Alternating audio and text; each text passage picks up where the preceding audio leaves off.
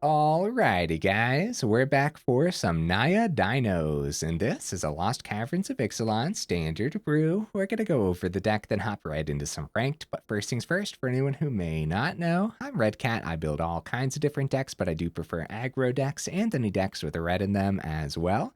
Also, we got that Discord link as well as that Patreon link down in the description if you're interested in joining either of those up. Okay, what do we got packed into the build here? Some terrific early ramp with Ixalli's Lorekeeper. All four of them. It's a 1 mana 1/1. Tap it to add 1 mana of any color. Spend this mana only to cast Dinosaur spell or activate an ability of a dinosaur source. Yeah, just terrific early ramp, guys, for dinos. A very good card. Turn 2 Pugnacious Hammerskull is very possible. We see the opponents do it all the time. So it's a 3 mana 6/6. And when it attacks while you don't control another dinosaur, you put a stun counter on it. So you do always want to have another dinosaur on the board, but that is going to be very easy with this build. And even if you don't, like, the stun counter isn't even that bad. You know what I mean? But you know what pairs well with a 3 mana 6/6? Fight rigging, dude. We got 3 of them in here, not all 4. I do think all 4 might be a little bit too excessive, and there's going to be games where you just see too many fight riggings and not enough of your creatures. So yeah, 3 is going to be pretty good. The Hideaway 5, we got just terrific things on the top end to hit with the fight rigging. And then it's going to be not unheard of to potentially go turn 1 Lorekeeper, turn 2 Hammerskull, turn 3 fight rigging, find something on your top end, and then just make the opponent cry. You know what I mean? So what do we got on the top end? A good variety, actually. We got a couple Trumpeting Carnosaurs acting as a bit of removal as well. The Discover 5 is disgusting, dude. Got an Etali because it's Etali, dude. It's an elder dinosaur as well. Got a couple Tyrranax Rexes here. So I did want to opt for more dinosaurs that actually had haste. The Ward 4 on this is gross too. Toxic 4, just like everything about Tyrranax Rex is pretty disgusting, man. Got a couple Gishath Sun's avatars on the top end too. This is an 8 mana 7/6 Vigilance, Trample, Haste. Nice. Those are stacked abilities already, but also when it deals combat damage to a player, reveal that many cards from the top of your library. Put any number of dinosaur creature cards from among them onto the battlefield and the rest onto the bottom of your library in a random order. It's a great ability, man. Just looks like an absolutely broken card, but I guess it really depends on how soon we can get the Sun's avatar onto the board, right? We do have other means of ramp into this top end, like Hulking Raptor. A 4 mana 5/3 with Ward 2, and at the beginning of your pre-combat man phase, you add 2 green sources. Not bad at all, dude. Seems like it'll be solid ramp, I would say. Got more ramp with a single Gwyna Eyes of Gaia. A lot of creatures will untap Gwyna in here, which is really cool, and then 2 mana goes a long way. Unfortunately, it dies to a lot. That's one of the main reasons to only have the 1 of in here. Same concept with Intrepid Paleontologist. Maybe I'm wrong. Maybe we do want more of these ways to ramp, but yeah, just the 1 of seems fine to me. It'll help you cast dinosaurs back from the grave too with that bottom ability. Seems decent, dude. More dinos here at the front of the build. We have Belligerent Yearling. It's a 2 mana 3/2 with Trample, and when a dinosaur ETBs under your control, you may have Belligerent Yearling's base power become equal to that creature's power until end of turn. So if you do have this on turn 2 and you go turn 3 Hammerskull, you can have this power go up to 6, and that's a great swing, dude. I'll tell you what. More removal of the build, we have a Triumphant Chomp in here. It's a 1 mana sorcery speed. This was instant speed. Man, this would be really good because it's already really good at sorcery speed. Deals damage to target creature equal to 2 or the greatest power among dinosaurs you control, whichever is greater. So this is obviously how we take care of cards like Sheoldred and stuff like that. We're hoping that our dinosaurs on the board are actually big enough to take care of their big old chunky creatures, which more often than not, I would say, yeah, it will be enough damage. So we also have Itzquinth, Firstborn of Gishath. So this is a 2 mana, 2/3 legendary creature dinosaur, has haste. So the reason we only have 3 is because it is legendary. That being said, I do think 4 would still work as well. So really depends, right? So when it ETBs, you can pay 2. When you do, target dinosaur you control deals damage equal to its power to another target creature. So another way to, another creature that has like removal tacked onto it as well, similar to like the Connoisseur or something, you know? Yeah, seems like it's going to be decent, bro. I skipped the 5 drops for no reason other than just skipping them. I have a couple Bonehoard Dracosaurs in here, a ridiculous card. You 5 mana, 5/5 flying, first strike. The beginning of your upkeep. Exile the top 2 cards of your library. You may play them this turn. If you exiled a land card this way, you create a 3/1 red dinosaur creature token. If you exiled a non-land card this way, you create a treasure token. That's a lot, dude. Like, as far as 5 drops go, this card looks ridiculously powerful. We have 2 Palani's Hatcher. 5 mana, 5/3. Other dinosaurs you control have haste. That is an excellent ability. When it ETBs, you get 2/0/1 green dinosaur egg creature tokens. At the beginning of combat on your turn, if you control 1 or more eggs, you can sacrifice an egg. Then you get a 3/3 green dinosaur creature token, which of course will have haste because of the Hatcher too, which is pretty decent, bro. Like, something like the Hatcher could be terrific to hit off a fight rigging. Literally anything 4 or greater in this deck is pretty good to hit off a fight rigging, let's be real. So the mana base I thought about for a little bit. We do have a Restless Ridgeline in here. I don't know how often we'll power it up, but you know, the Restless lands happen to be pretty good. No honorable mentions, guys. We see so many dinosaurs. There's probably quite a few ways to put together dinosaurs. I think mostly we see Gruul dinos. We don't get to see too much Naya dinos. Either way, what would you guys add or take out? Let me know. What does your dinosaur list look like? Does it look very similar to this? Are you rocking just the Gruul dinos instead of Naya? I do think the Gishath Sun's Avatar is going to be worth that white mana, but I guess we'll find out, won't we? Also, by having that white mana in here, we do have like more removal with Seat of the Empire too, so that is definitely noteworthy.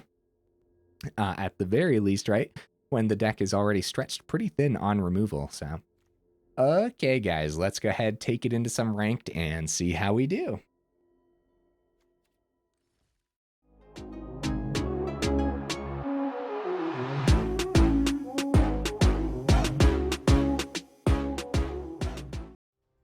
Okay, we'll see if we can get right into that first game. Heck yeah, we do. What am I expecting from the build? I'm expecting a little bit, I'm not gonna lie. I wasn't planning on making a dinosaur video anytime soon. I made this for fun and to play. Oh, okay, let's give it a shot. I made this just for fun to try out some dinosaurs on my own, and so I did get some test games in with it because, again, I had no intentions of actually making a dinosaur video anytime soon. Or another one, I should say. And so far, it seems pretty solid, man. So, can successfully get rid of the Karplusan Forest here without any worries. Okay, now the question is, do we want the... I guess we want Hammerskull next turn. I was thinking if we go fight rigging first, then there's a chance that they won't have removal for the Pugnacious Hammerskull. Well, they're tapped out now anyways, so I suppose it will be Hammerskull first. Ooh, Gishath off the top. Ah, man, that means we're not hitting it with the fight rigging, unfortunately. Still a lot of other great stuff to hit, and we could find Gishath number 2. Liliana Hammerskull is out of the equation, guys. So, like I said, which one was it first? Was it fight rigging first and then Hammerskull as a surprise? In this scenario, that would have been much, much better to do. Chomp does only hit creature. It does not hit like Liliana. That being said, the underdog could still be a good target. It is sorcery speed, so let's see what we see on the fight rigging. We got more of our top end here. Oh, that's pretty bad. That's pretty bad, dude. Okay, let's go ahead and take out the Tenacious Underdog. If they find their 4th mana and want to blitz it back, I think that's fine. At least they won't have it on the board when it comes time. Yeah, seeing the Etali, so if things would have... If we would have went fight rigging first... I think Etali's the discard, because at some point, if we can actually cast out the Sun's Avatar, it does have that haste to potentially get us out of that Liliana lockdown that we seem to be going into right now. Jetmir's Garden. So the discard is unfortunately going to hit that Gishath. We are hoping for a creature here soon enough, but they are going to have the -2 on the Liliana right away. And so getting that creature on the fight rigging. So we need to see a creature that activates fight rigging, get the creature onto the board before they have the -2 on the Liliana. So we're asking for a lot, dude. We're in big trouble. Deals 2 because we have nothing in hand. I guess we could play this and then hope for, let's see, they already have 5 there. I guess we have no choice but to cycle this, right?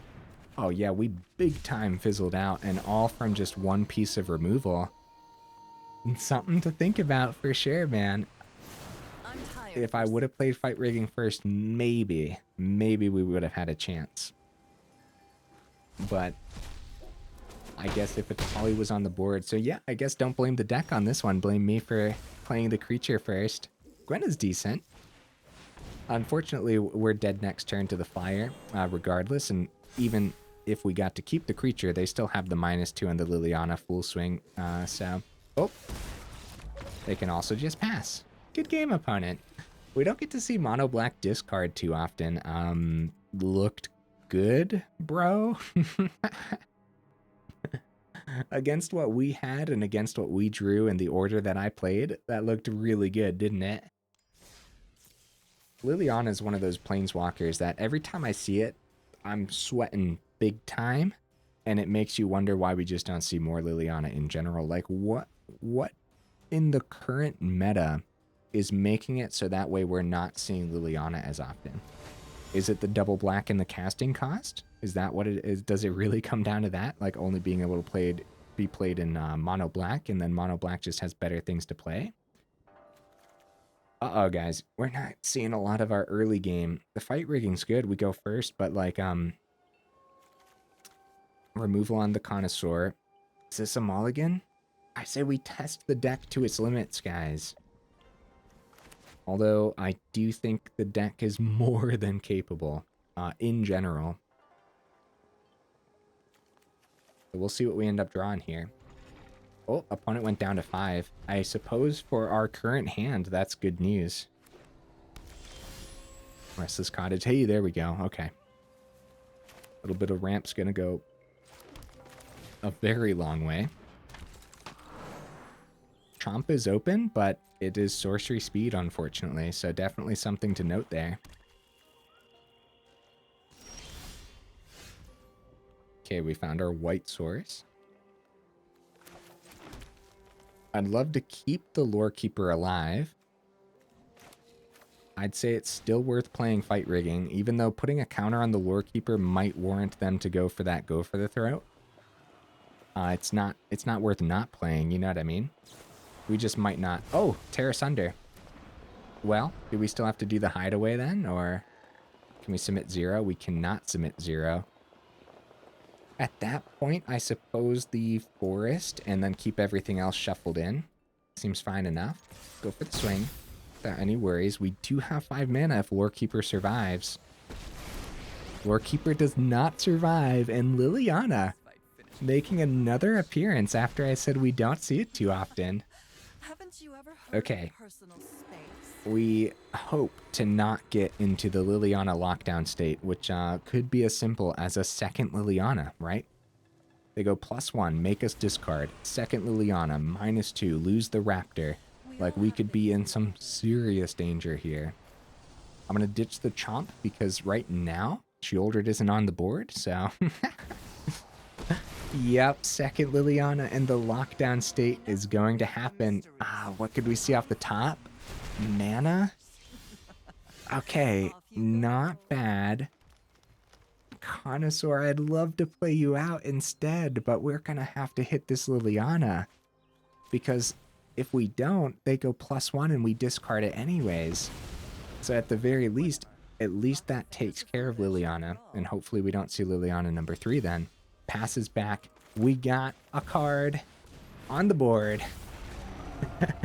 It is off of the board. Oh no, guys, we're getting picked apart by these first 2 decks. More mana. Okay, yep, it is what it is. At least when we see our top end, we'll be able to play it. there's their Shieldred. Chomp not doing it. Not doing it, guys. Uh-oh. So a big part of this, of course, would be the mulligan, right? If we mulliganed, maybe we could have found something faster. But the draws were terrific, dude. Really, really good. I'll tell you what, without that second Liliana, this might have been a very different game. Woohoo! That's a good draw. That's a very good draw, dude. Get that Shieldred out of the equation. Blocks the Restless Cottage really well. 2 Terra Sunders, 2 Lilianas, and a go for the throat, and a Shieldred, and a second go for the throat as well. I think this first Terra Sunder was actually discarded. I think they only played 1 Terra Sunder against us, actually. Crucible, at least it is a utility land. We do get a Chomp. Oh. If they have, well, you know what? If they have removal, they have removal, man. It's fine, it's fine. Because they could, yeah, so they could spot remove the 1/1, get that swing through with Cottage. At least we're not dead yet. But yeah, we kept this back for a blocker. You know, it would pull us right back in. The Sun's Avatar. That'd pull us right back in, dude. I'd say, like, we just had, wow, yeah, good draws. Like, we're actually seeing things that we need to see. Got to keep the additional chump blocker back this time. Just in case. Shieldred number 2. More land. Oh no. And there's no reason to keep it in hand, that's for sure. Not against a Liliana build. The Death Touch. Nope, we gotta hold back, guys, because they can power up Cottage full swing. We gotta have a blocker. Go for the throat number 3. That's game, guys. Power up Cottage full swing. Let the 2 hit from the Shieldred. GG opponent. Man, really, really brutal uphill battles for these first 2. Go ahead and block there. I'd love to see what we draw. It was a land. Womp womp. Hey, good game, opponent. Good game. Okay, guys. I believe in the deck. Like, I really, really believe in the deck. So let's keep going. Let's have a little bit of faith in the build. And now, after testing not mulliganing, like if we have another similar setup to that, we will mulligan. We will look for something a little bit faster. Because I don't want to let you guys down and lose every game today, right? With what seems to be a powerful setup. Huh. Okay. I'd say we don't have to mulligan. This is what I'm talking about, dude. Oh, opponent goes first. That's bad news, though, because if they got mono red or something, then burning the Lorekeeper would be on their list of things to do. Okay, let's see it. It's going to be Swamp. Hopefully not a cut down. Nice. Nice. Turn 2 Hammerskull incoming. Nope. We got the red source for the Yearling, though. Which we're going to do, which means turn 3 Hammerskull is still really strong. Seeing a lot of mana right now. I'm not mad about it, though. Go for the throat. Oh, buddy. We're up against spot removal of the decks today, guys. It's still worth getting Hammerskull down. I am terrified that we're going to see more Liliana now or something. Hammerskull is out of the equation, guys. Okay, maybe they'll run out of spot removal by the time we get to the top end. Maybe. Wait, where's the rest of it? Virtue. Did they only play 3 pieces of spot removal? Man, that feels way more brutal. But I guess, like, losing a thing every turn is enough for it to feel brutal, you know? Get Trespasser. Get the swing. Down to 18, down to 15 because we're not blocking. 1, 2, 3, 4, 5, 6.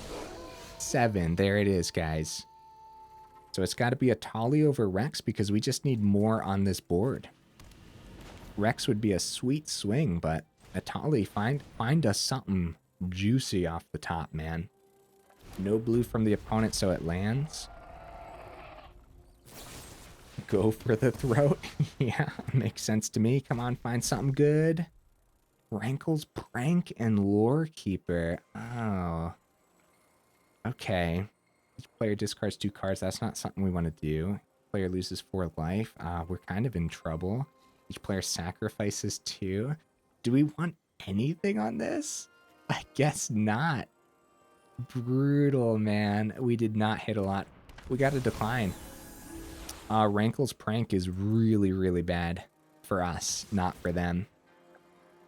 Even if we have them lose 4, we're the ones on the run right now, and we'd lose 4 too. So, gonna keep both Lorekeepers back. They're doing all this with 3 mana, guys. We don't even have the ward cost on the Glutton. Keep some chump blockers back with Lorekeepers, even if they have some removal for it. The ward 4 should keep Rex around, so chump blockers for days as the Rex potentially cleans this up in 3 turns. So if it was Rex last time, Etali, see, like, if it was Rex last time, it wouldn't have been picked up with the Go for the Throat because of the ward. Infernal Grasp. Like I said, we got to keep the chump blocker back, so we're going to swing here. So if I would have played Rex instead of Etali, that would have been the second swing off of Rex. That being said, we wouldn't have had Lorekeeper open. We wouldn't have had a second Lorekeeper. Dude, this is brutal, man. What on earth is happening with this deck right now, dude? Holy cow. So if we don't... Okay, so we got a creature. Do we discard that, get rid of Glutton? If we don't play the creature, they could have a second Sheoldred's Edict. So it has to be the creature. But then if we swing... See, the ward on this is too much for us to handle. Guys, and if we don't swing, it could still be the exact same scenario that we're stuck in. If we go Chomp, we get rid of Hammerskull, and they Sheoldred's Edict, it's over anyways. So I guess it is what it is. And we don't have the ward cost for the Glutton, and this is sorcery speed too, so let's see it, opponent. Liliana. We ditched the Rex. I can't believe this, guys. Liliana, three games in a row. One of your friends has to leave. Making my words completely obsolete for what I said earlier about not seeing Liliana. That's wild, man. So we'll get a stun counter on Hammerskull, but we gotta hit the Liliana regardless. See, we would have died last turn if we discarded Hammerskull. They would have swung with Glutton.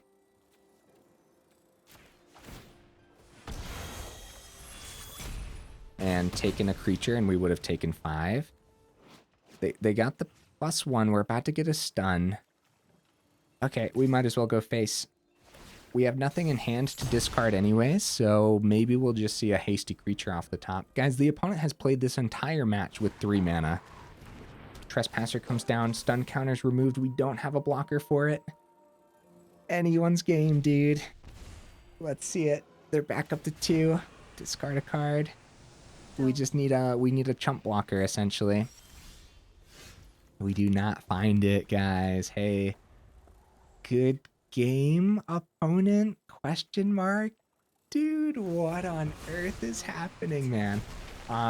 If we found a chump blocker, the -2 on Liliana, we would have sacrificed the tapped Hammerskull, chumped the Glutton, and then seen what happened. But yeah, opponent chilling at 4. I don't know where we could have done better at that match, guys. That was removal the deck. Was that 3 decks in a row rocking Liliana too? Liliana's a really brutal card against these dinos. I wonder. Yeah, I said we don't get to see too much Liliana, and I was surprised. It's making a comeback, apparently. today, right here, right now, making a comeback. We go first. That's good news. Yeah, we try this, and only this time we might start with fight rigging over the Hammerskull, so that way we don't get spot removed out of existence, you know what I mean? Itzquinth is good, okay. We're curving out nicely here.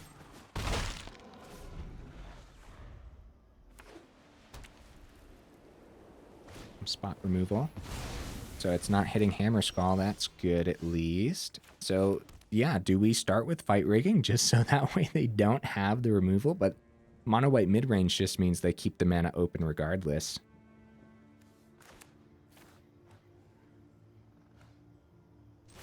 We're gonna go Hammerskull again. So hopefully not repeating the same mistake as before. The big thing here is, okay, turn 3 they have other stuff to do, which means fight rigging is going to be the play. We do have Lorekeeper as well. Fight rigging. We gotta hit something terrific off of this, man. Oh no, guys! Are we getting unlucky? We might be. I think so. I guess any land is fine because it was just land. I guess we can't play non-land card. Oh, we already played the land for the turn. Wait. Then if you control a creature of power 7 or greater, you may play the exiled card without paying. Yeah, we already played the land for the turn, so. Rough stuff, man. Rough stuff. The stun counter happened because we don't have another dino on the board. But stun counter isn't too bad. It just takes it out of the equation for a turn. Destroy evil. Yep, probably a good hit, regardless of the stun counter, I would say. 5th mana, so we can go Bonehoard without tapping Lorekeeper. And maybe get some treasures on this Bonehoard when it comes time. Okay, let's go on Lorekeeper and get a swing, just because I don't know, man. I don't know. This is Virtue of Loyalty trades. Guys, send help, bro. Oh my goodness. Okay, come on, Bonehoard. Survive this. Survive this. I should have known, too. We've been seeing a huge uptick in Virtue of Loyalty. They had 2 mana open there, so we should have known. The mana over here isn't bad at all. I guess we'll play Farm Hand. We don't have the discard on Seat of the Empire, unfortunately, though. I'm afraid to swing in because Wandering Emperor, but at the same time, we might as well, right? Either way. 1, 2, 3, 4, 5, 6. Okay, no attacks, I guess. Better get the Yearling down, even though playing around a board wipe could be good. I'm not... Yeah, there's the Wandering Emperor. So they don't have the Exile, which means we will be able to fly in the air and take care of it. If Dracosaur survives again... Oh no, guys, what's happening, bro? This is brutal stuff, man. That's our 7th mana. Once we get our 8th mana, we technically could make a comeback with this Gishath. The Sun's Avatar could be enough. It could be enough, guys. It's a tapped land. Oh no. Are we dead next turn? We could, like, if we filtered, we could have found a blocker. Gonna untap here. 13 total damage. We're alive. But they untap, which means Sun's Avatar isn't gonna get that damage through anyways. Another Virtue. Untaps everything. GG opponent, man. Holy cow. This is really not working out, is it? Do you find the land here? Gishath, Sun's Avatar coming down. Poor Trumpeting Carnosaur just chilling in hand. Nothing gets through. Drop him the GGs. Brutal stuff today, guys. Brutal, brutal stuff. Remember your training. Farewell for fun? Sure, sure. If they got quests to get done, I suppose. All right, guys. We're 30 minutes in. I really, really believe in the list. I really do. I don't know what's happening outside of just Magic the Gathering being Magic the Gathering right now. Every deck we've gone up against has been absolutely brutal with removal spells. That Sunfall play on that Sunfall play won them the game, right? So if we would have played around the board wipe a little bit, kept Yearling back, maybe we'd still be in it. The big thing there was actually getting that Gishath through. Completely missing on that fight rigging was so brutal, guys. Like everything about that was super, super rough. Oh crap, both of these are tapped land. Well, Restless Ridgeline is going to be tapped regardless, so we start with that. Phoenix check, okay. Well, the good news is it's not going to be a barbaric amount of removal in this list, right? So let's just go double Lorekeeper for the turn and try to outpace mono red with ramp, right? Because we'll have 5 mana total next turn then, and we can go Firstborn for 4. Because this doesn't say other dinos, it's target dino, so we'll be able to take something out then.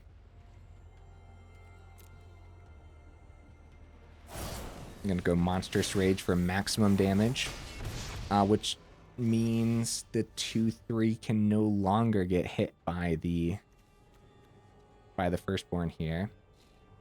We can still hit it with Trumpeting Carnosaur though, if we want to.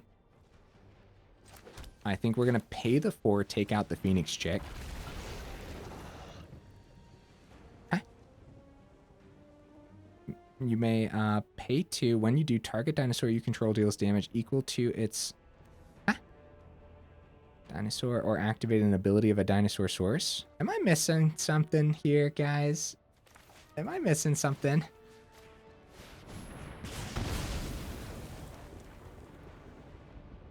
I'm gonna go no attacks too because like we're probably in danger, unfortunately, right? Especially now that we got rid of our top end.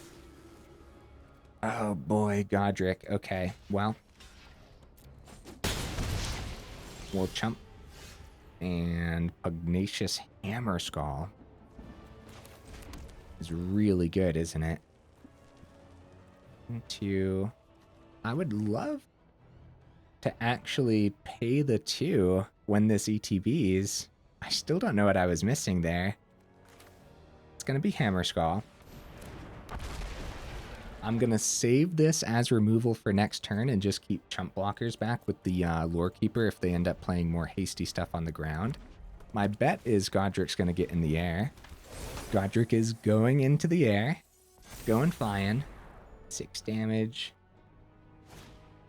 Charming Scoundrel put another wicked roll on the Godric. 7 damage.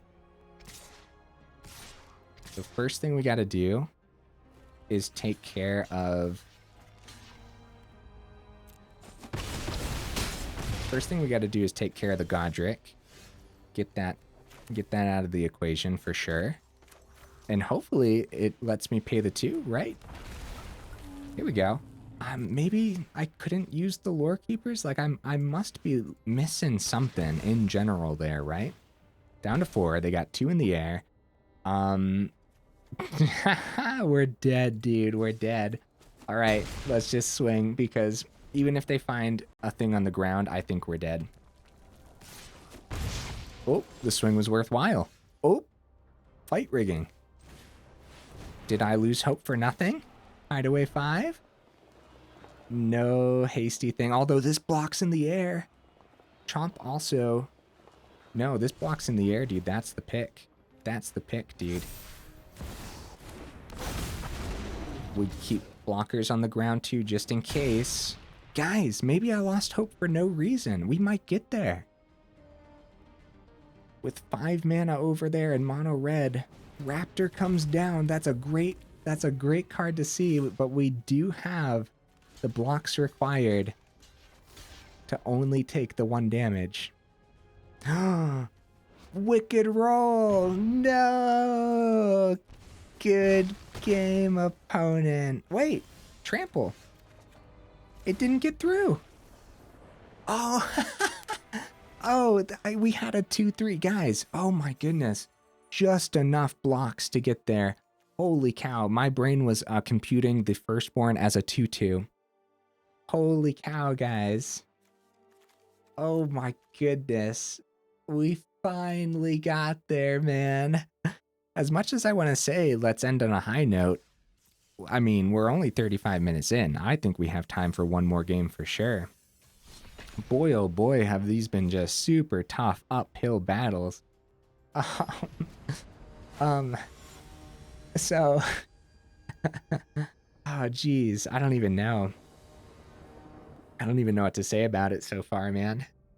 I really don't. Like, is it even our build that's the problem right now? I don't even know.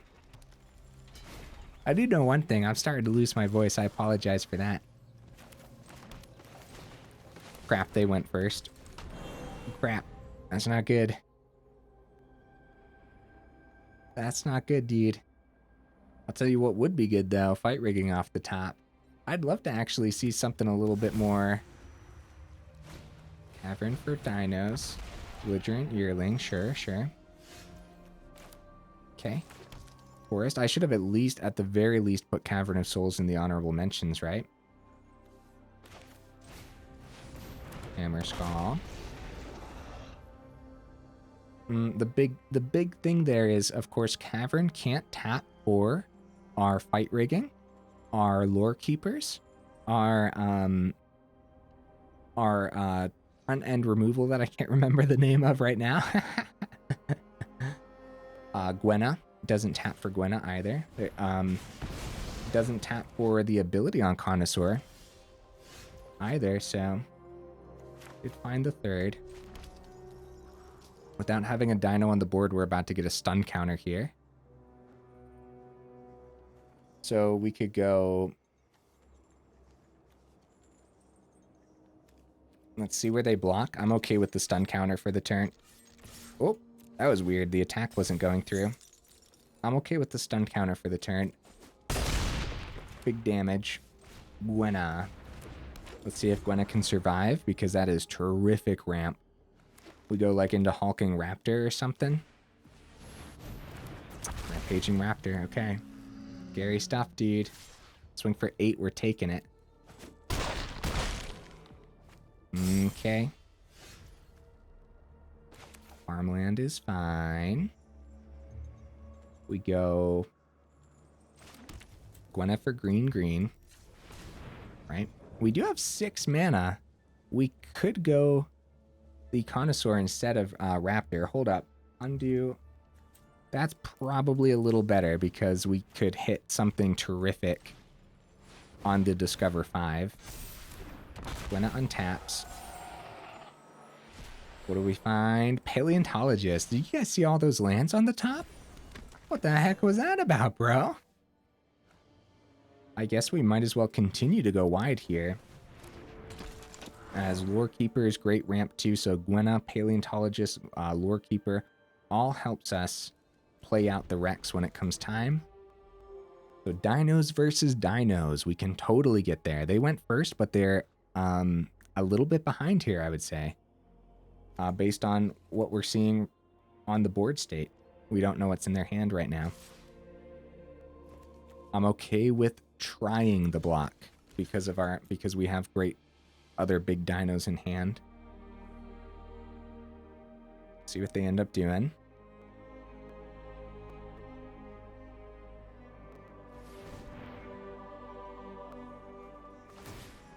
They go ahead and pay the extra, go for the trade. I'm okay with that because, oh, I was going to say because it's probably nothing else for the turn, but they do get another chump blocker down, which is good for them. So if we go Forest, we'll have 7 with Gwenna. Green. Untap Gwenna. Full swing? No. Yes? No. No, it's going to be Raptor instead. Right?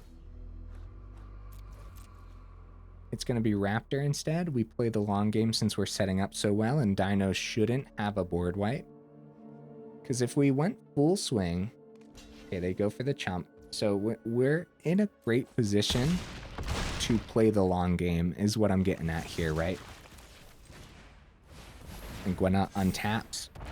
If we would have swung with Gwenna... Oh, okay, that's something, though. We could have played Raptor before the swing, and then swung with the 5/6 Gwenna as well. Maybe gotten a chump block or something. So that's something to consider. Okay, let's see what they hit with the Trumpeting Carnosaur. They go ahead and hit a Firstborn. That's pretty good. So we want to... They drop the GGs. Good game, opponent. If we were in that game for a little longer, let's say the opponent still had a ton of health, or let's say the opponent didn't end up conceding there, right? Excuse me, guys. Then we could have used Gwenna's ability to activate the Paleontologist's ability, 2 mana, grab the Trumpeting Carnosaur with the Exile, and then we had the play for the Trumpeting Carnosaur next turn off the Paleontologist. So that's really cool in and of itself there, right? So another reason to actually keep that Gwenna open was for that ability to bring back the Carnosaur when it came time. Very cool, man. Okay, I guess that's kind of how the deck was supposed to be operating today. It was awesome to go up against a fellow dinosaur deck there and see how we actually did. Great match to end with, I'd say, for sure. Ending on a high note. Here's the deck list again, guys. What would you add or take out? Do you guys think that Cavern of Souls should have at least been in the honorable mentions? Again, in this build, I think it will hold you up sometimes. I do. Lorekeeper, you have like a couple Cavern of Souls, and you can't get Lorekeeper down turn 1 successfully, then that is enough to slow you down, especially if you're up against like mono red, which every turn matters. Turn 3, you're always sweating against mono red. Turn 4, they probably win if you didn't do a thing. So that's important to think about, right? So that's one of the main reasons to not have even the Secluded Courtyard in here, which Courtyard does help you do things. Excuse me, guys. I'm slowly but surely losing my voice as the day goes on here. Secluded Courtyard lets you tap for any mana of any color for creature spells as well, or creature abilities. Spend this mana only to cast creature spell of the chosen type or activate an ability of a creature of the chosen type as well. But again, like, how often are you actually doing that? Does that work with discarding Trumpeting Carnosaur since it's a dinosaur? I kind of forget right now. Does Secluded Courtyard work with the discard effects? Because it doesn't say like, or activate an ability of a creature source you control. So it should count it in your hand too, since that's an ability. I don't know, guys. Recently, I need to like touch up on my Magic the Gathering rules or something. I just feel like there's a lot of little nuanced things that I can't like remember how it works for some reason. Maybe I've been like, I don't know. Yeah, let me know in the comments. Is that how that works? I believe so. I believe we could use it on the Connoisseur's ability. Outside of that, the mana base was pretty good. I wouldn't change too much with the mana base. Cavern of Souls maybe as a one of, if anything. The mana base is relatively split already, but if you do add like one Cavern of Souls, you could successfully drop down a mountain and go up that one Cavern of Souls. I haven't been seeing too many counter spells anyways. I just don't know how important that's going to be. Other than that, the mana base felt pretty good. I like it. So again, I feel like I'm missing something with this Firstborn here. So when it ETBs, you can pay 2. When you do, target dinosaur you control deals damage equal to its power to another target. That should include itself, correct? As far as Lorekeeper, spend this mana only to cast a dinosaur spell or activate an ability of a dinosaur source, which should be an ability, right? Maybe I'm just wrong. Maybe that's not how that works. Again, little nuanced rules I need to touch up on for some reason. That's another thing. Let me know in the comments for sure. Yearling was fine. Felt a little slow today. I would say we didn't get to see it too often, but we just got completely wrecked in those decks that had way too much removal, man. You know what would be pretty neat for this one, actually? How do we spell that? Gaia's, here we go. Gaia's Gift would be pretty neat. Like a one of for a protection spell. The counter could help like with fight rigging on certain cards, right? Like a counter on Raptor gets it to a 6/4, then a counter on rigging gets it to the 7, then you activate the rigging. That could be something to think about. But mainly, Reach helps against like Phoenix Chick and Godric, right? Trample helps chump blocks with like Hammerskull. And of course, Indestructible and Hexproof acting as protection. I like this. I like this. Maybe as a 1 or 2 of, we could consider it, right? At that point, you know, it's going to be more cards that you don't want to see with fight rigging. I do feel like we got a little unlucky with fight rigging today, especially that one hideaway where we only saw lands. That was brutal, dude, right? Had we seen any of our top end, that could have been a different match for sure. Triumphant Chomp seems like it's pretty good removal. More often than not, you're doing the damage you need to do with this. The sorcery speed holds it back, though, just a little bit. I do wonder if it would just be better just to go like play with fire and not worry about Sheoldred and just try to play bigger creatures than Sheoldred. I think that's probably not the case, but it's definitely something I'm considering, right? Just for the sake of having more ways to do damage, and the Scry goes a long way, and a deck with the hideaway with fight rigging. So, okay, guys, enough rambling, huh? What does your Dino deck look like? Let me know in the comments. Does it perform better than how this performed today? Oh, man, I hope so. But no, yeah, more testing required for sure. I do still think it's a good build. I do still think it's powerful too. But if we're running into decks like that from now until the next set, then maybe it's not powerful. You know what I mean? Either way, guys, hey, you made it this far into the video. Y'all are champions. I apologize for me losing my voice a little bit at the end here. Too much recording today, I suppose, right? Either way, I'll see y'all in the next video.